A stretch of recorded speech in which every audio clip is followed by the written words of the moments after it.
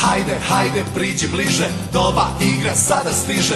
Brže, bolje, reci svima, za igru vremena da ima. Igraj se sa nama, igraj se sa nama, igraj se sa nama, vi. Dragi moji obdani štanci, da li ste spremni da postanete sveznalci? Nećemo za sad da postanemo Afrikanci, ali danas saznajemo jednu novu igru. Koju novu igru? U gostima nam je naš drugar Danilo i naša Daca. Čujmo šta nam se ovdje sprema. Zdravo Danilo, dobrodošao u naš vrtić. Da li si raspoložen da se igraš sa nama? Naravno, kao i uvek. Znači to da si se ti igrao i kada si bio mali i nas bi evo interesovalo koje si ti to igrao igrice, da li si se družio sa drugarima, da li ste bili na ulici ili ste bili samo u sobi? Pa uglavnom su to bile igre na nekim obližnim sportskim terenima, igrali smo fudbal, košarku, žmurke, onda smo sakupljali sličice poznatih fudbalera i onda se počela da se razvija tehnologija pa smo sve više prelazili da se igramo online nego napolje. A da li se i sada igraš? Sad više napolje nego...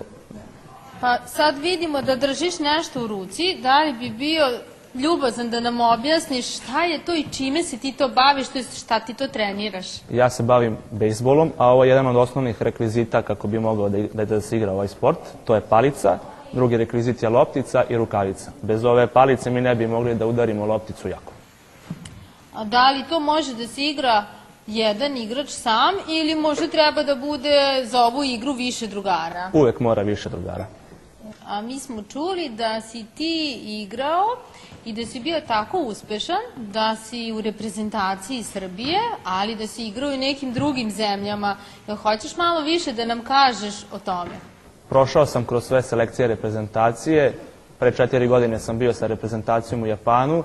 Igrao sam bejsbol i u Americi. Baš prošle godine ušao sam u top 50 igrača u Evrope i onda sam pozvan na elitni kamp Major League organizacije. Da li to znači da će možda i neka sličica biti sa tvojim likom? Ja se nadam. A dobro, onda ćemo skupljati tvoje sličice.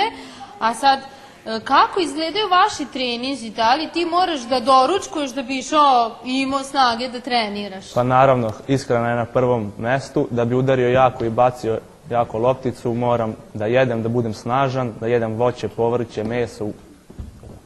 A jedeš i batak? I batak, da. Kaži ti nama, Danilo, sa koliko godina deca mogu da krenu da treniraju bejsbol? Pa najbolje da krenu sa 5 godina, jer tako krenu. Ja imam 5 godina. Dunja, da li hoćeš Danilu i ostalim našim drugarima da objasniš kako se zove ova igra i kako se igra? Dobro.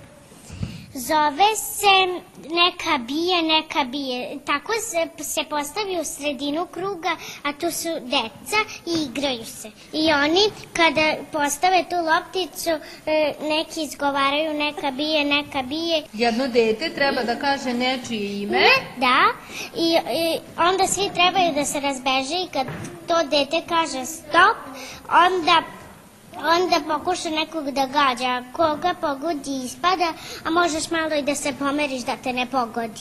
Dunja, jel možemo da igramo? Može.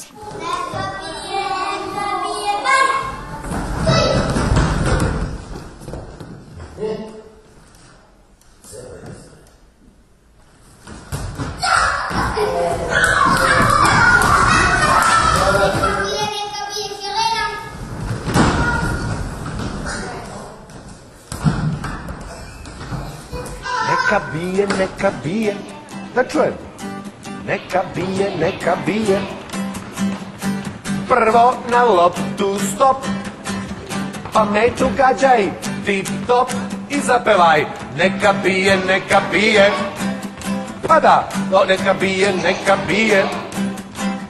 Pa hajde na loptu stop, pa među gađaj, hop. I kaži neka bije, da čujem. Stop!